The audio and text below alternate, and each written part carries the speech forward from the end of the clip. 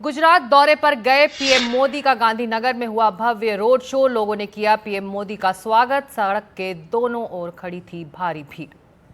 PM Modi ने अपने संबोधन में कहा कि हमने तय कर लिया है कि हम आतंक के कांटे को निकाल कर ही रहेंगे। गोली का जवाब गोली से, ईंट का जवाब पत्थर से दिया जाएगा।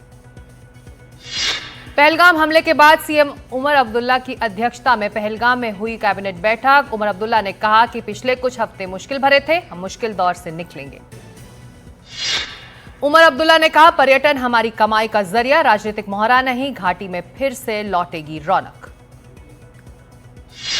बीएसएफ ने जारी किया ऑपरेशन सिंदूर का नया वीडियो। पीओके में 3 आतंकी लॉन्च पैड पल भर में तबाह। आईजी बोले, ऑपरेशन सिंदूर जारी है।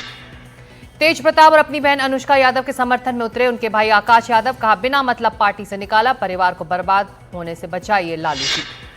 तिहाड़ जेल में बंद तहव्वुर राणा ने कोर्ट में लगाई अर्जी। मुंबई हमले के मास्टरमाइंड ने अपने परिवार से बात करने की इजाजत मांगी।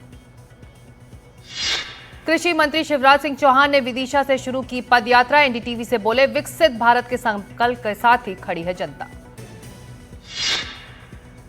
पॉक्सो केस रद्द होने के बाद बृजभूषण शरण सिंह से एनडीटीवी की एक्सक्लूसिव बातचीत। कहा, जो खोया उसका गम नहीं, जो पाया वो किसी से कम नहीं।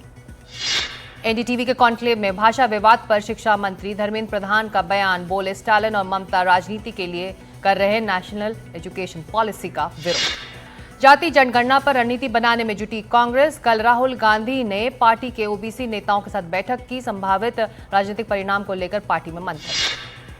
दिल्ली सिख दंगों में मारे गए लोगों के परिवारों को मिली नौकरी। मुख्यमंत्री रेखा गुप्ता ने 125 पीड़ितों को दिए ज्वाइनिंग लेटर्स।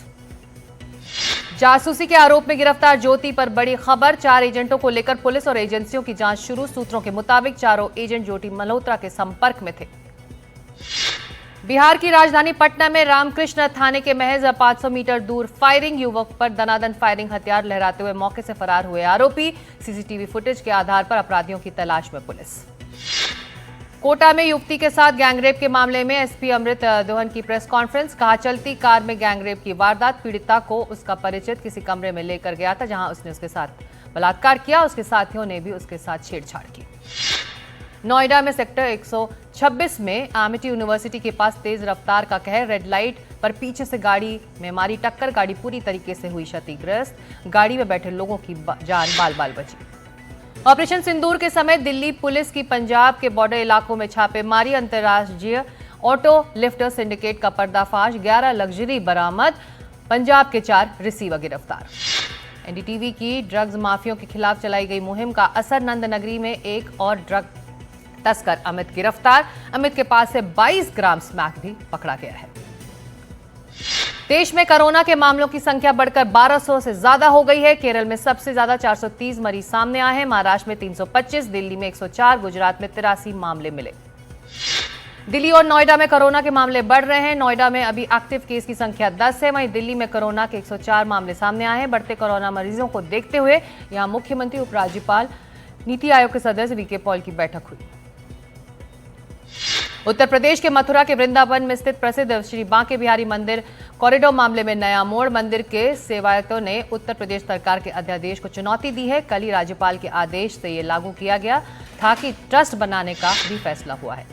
मीठी नदी की सफाई में कथित भ्रष्टाचार मामले में बॉलीवुड अभिनेता दीनो मौर्य ने अग्रिम जमानत के लिए अर्जी दायर की है। इस अर्जी पर आज सुनवाई होने की उम्मीद थी। केरल में आंधी बारिश से भारी तबाही। अलग अलग हादसों में 11 लोगों की मौत। मौसम विभाग ने रेड अलर्ट जारी किया है। कई जिलों में स्कूल कॉलेज बंद। राष्ट्रपति द्रौपदी मुर्मू ने 68 विभूतियों को दिया पद्म पुरस्कार। सम्मान पाने वालों में भारत के पूर्व चीफ जस्टिस जगदीश सिंह केहर शामिल।